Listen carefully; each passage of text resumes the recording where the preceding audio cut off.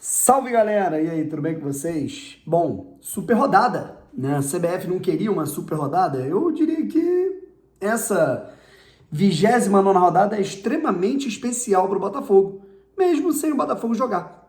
Basicamente isso, né, rapaziada?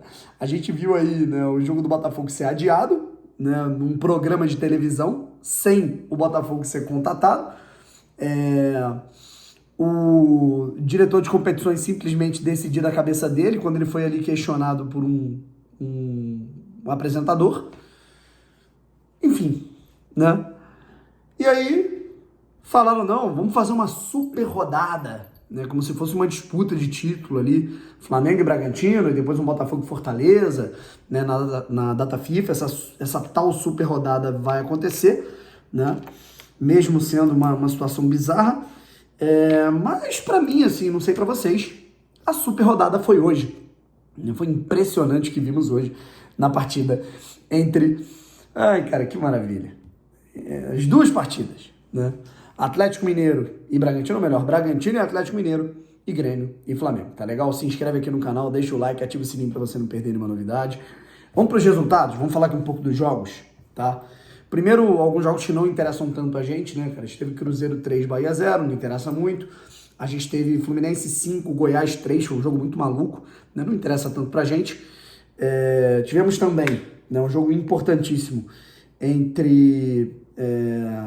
na verdade, né, nem tão importante assim, né? Entre o Atlético Paranaense venceu o América Mineiro por placar de 3-2, né? Só passando a limpo mesmo os resultados, né?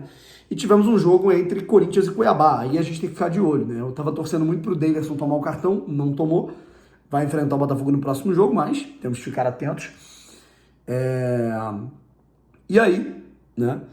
O Botafogo vai enfrentar o Cuiabá que vem de derrota, né? Pro Corinthians. Então, assim, vai ser muito importante que o Botafogo consolide esses pontos. Afinal, a gente teve 3 jogos, né, de equipes que a gente está de olho, né? Palmeiras e São Paulo, embora o Palmeiras esteja numa situação hoje mais ou menos, é importante ficar de olho, porque é o Palmeiras, né? O Palmeiras venceu por 5-0, o São Paulo fez 3-0 no primeiro tempo, Rafinha foi expulso, o Palmeiras fez 5-0. Isso pode dar um combustível a mais para os caras, não acho que eles vão ganhar, né, 5 partidas seguidas, mas de qualquer maneira, o próximo jogo dos caras é contra o Bahia no Allianz Parque, tá?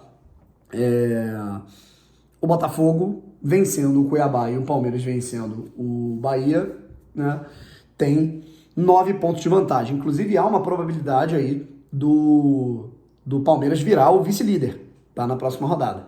Porque o Bragantino e o Flamengo, que se enfrentariam, não jogam, e o Palmeiras deve vencer o Bahia, né? O Botafogo vencendo o Cuiabá, o Palmeiras chega a 53 e ultrapassaria o Bragantino, que nesse momento tem 52, tá? Enfim, o Botafogo pode chegar a 62 pontos, mas tem que fazer a sua parte. E aí a gente fala, evidentemente, dos 2 jogos que a gente mais estava de olho hoje, tá? Estamos falando de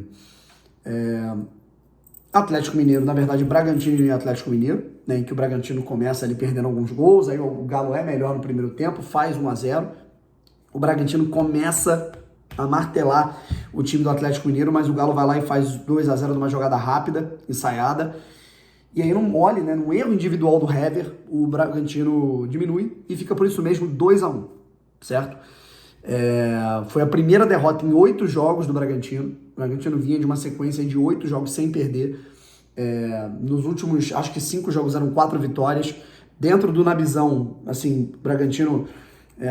eu não consigo me lembrar nem qual foi a última derrota do Bragantino dentro da sua casa. É um campeonato muito consistente. Mas o Galo, cara, o Galo é um ótimo visitante. O Galo, ele vem mal, né, nos últimos 2 jogos na Arena, contra o Cruzeiro, o maior rival, e contra o Coritiba. Mas venceu o Palmeiras fora de casa.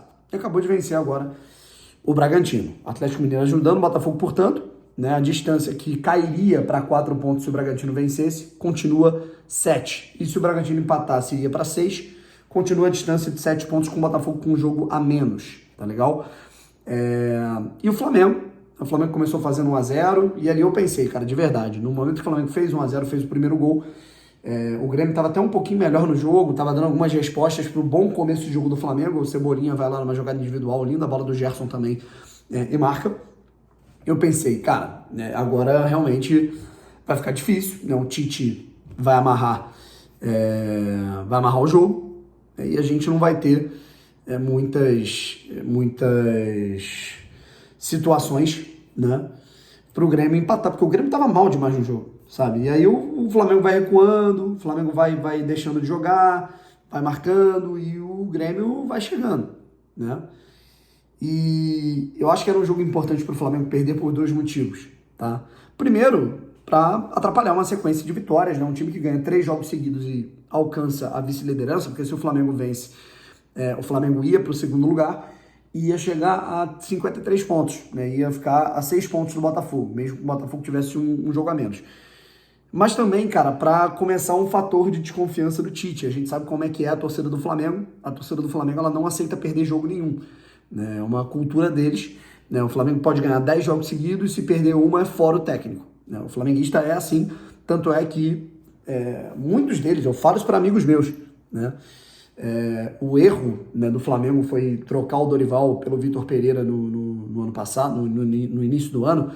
E eu falo, isso tem muito a ver com vocês também, cara, porque quando o Flamengo foi campeão da Copa do Brasil e da Libertadores, o time de férias perdeu 2 jogos, vocês fizeram hashtag fora Dorival, né? Tá lá, tá tudo documentado, tá nas redes sociais, né? Eu resgatei, inclusive, uma publicação após uma derrota do Flamengo pro Avaí, no último jogo do ano, né? Hashtag fora Dorival, fraco, tem que trocar. Então, assim, cara, é uma situação que agora começa uma pressão pra cima do Tite, né? O Tite agora retranqueiro, recuou o time, então isso é bom que mexe um pouco no ambiente dos caras, né?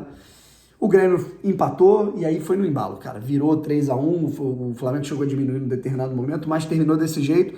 O Flamengo poderia ter chegado a 53 pontos, poderia ter diminuído a distância para 6 pontos, se empatasse, diminuía para 8, a distância se mantém em 9 pontos. Agora, nesse momento, a gente tem, com um jogo a menos que todos esses times, faltando 10 jogos para o fim do campeonato, a gente tem 7 pontos de vantagem em relação ao Bragantino, 9 pontos de vantagem em relação ao Flamengo, 9 pontos de vantagem em relação ao Palmeiras. Agora é concentrar no jogo contra o Cuiabá, vencer essa partida que vai ser dificílima, tá legal? Não tem mais adversário fraco para o Botafogo. Primeiro, que o time do Cuiabá é melhor que muito time nesse Campeonato Brasileiro. Segundo, é um time que tem um bom retrospecto como visitante. Tá? Terceiro, a gente sempre passou dificuldade contra o Cuiabá dentro de casa. E não vai ser dessa vez que eles vão arredar o pé. Então, assim, cara, a gente vai ter que ficar muito atento porque esses caras vão estacionar um ônibus e vai ser difícil furar a defesa. Por isso que é muito, muito, muito importante que a gente jogue junto, inclusive, apoie o Movimento Ninguém Ama como a gente, para que as festas fiquem cada vez mais bonitas. O link vai estar aqui na descrição. E é isso, cara. Agora é se concentrar para o jogo contra o Cuiabá e depois pensar na batalha que vai ser contra o Palmeiras, que eu acho que vai ser fundamental para o Botafogo vencer e já começar a sonhar. Um abraço e fui.